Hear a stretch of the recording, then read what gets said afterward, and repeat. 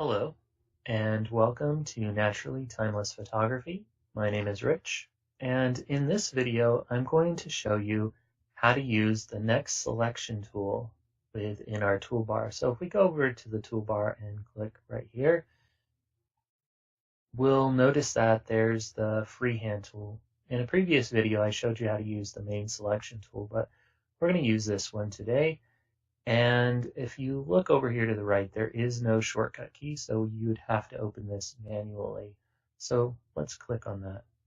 Now, this particular selection tool has 4 different ways to use it. So if we go up here, we could select the type of freehand tool we want to use. So there's freehand, there's edge selector, point to point, and smart edge. So it typically by default is set to go to this one first, but it'll open up with whatever one you've last used. So let's just use the freehand one to start with.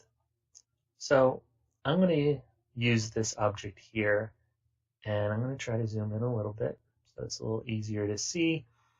And I'm going to just draw around this object with the selection tool.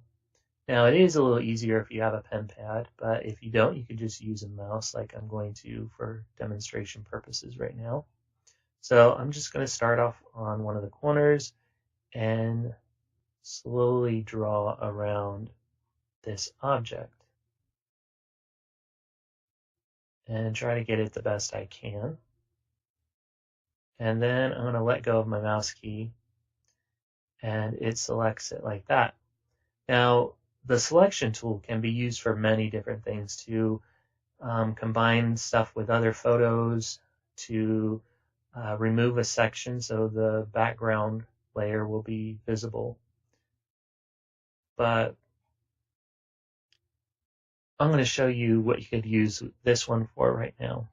So now that we have that selected, you can actually do this with any of our selections today. But if you go up to Edit and go to Copy, it'll copy what we selected.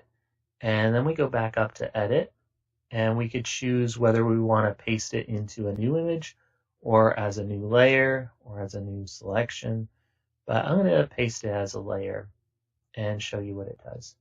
So it duplicated that. So now I can go up here to my pick tool and I could grab this and drag it anywhere I want, which I showed you how to use the pick tool in a previous video.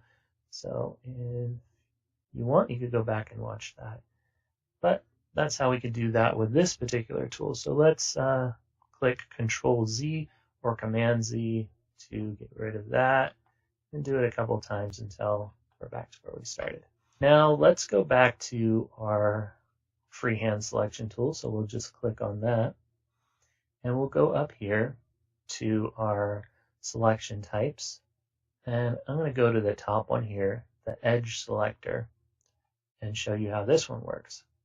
So this one, we are going to use the same object and just left click on a corner, and you don't have to hold it. Now you just move this wherever you want, and then you click again and go to another section and click again. And you keep doing that until you've surrounded the whole item that you're trying to select. And this kind of does it automatically for you a little bit more until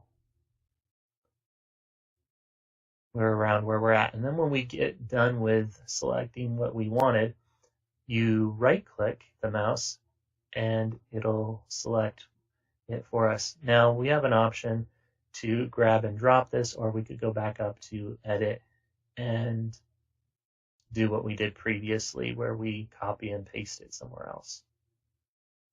But that's just one way we can use these tools. There's many different possibilities for it. But I'm just kind of showing you today a brief way and a little bit, give you a little more understanding of how these selection tools work.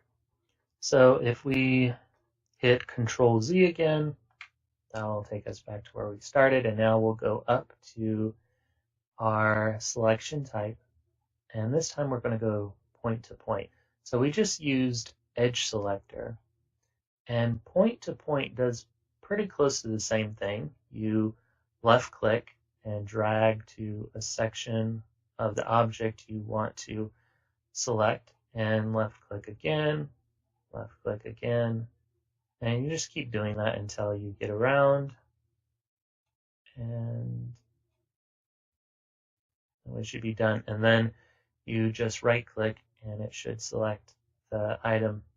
Each of these tools have a little different purpose. Some of them are a little more automatic, where it will do a better job at selecting something than another one.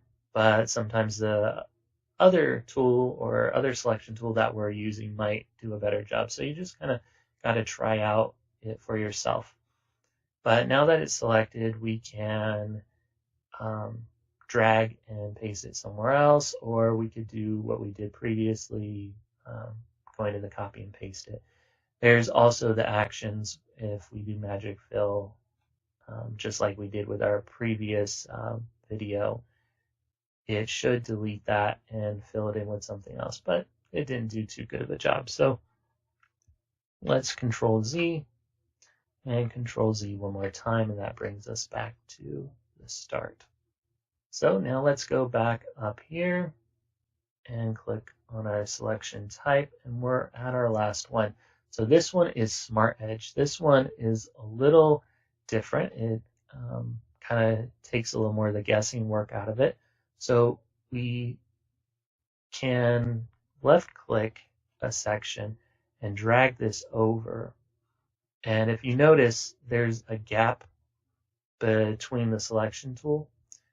Wherever that gap is, you try to line up the item that you're trying to select within that gap, and it should automatically select the item on its own as we're going through. So it's just like we did before, left click, drag, until we get all the way around, and then it'll do its best job at trying to select the edges without being too accurate on our own part. So now we right click and it has selected the item. So you can drag that, put it here if you wanted. It's a little more cartoony. You'd have to do some more editing to make these selections blend in better, but Control Z and we're back to where we started. So that's just a quick overview of this next selection tool, the Freehand Selection. In my next video, I'll show you how to use the magic wand. So if you want to see that, please subscribe, and thank you for watching.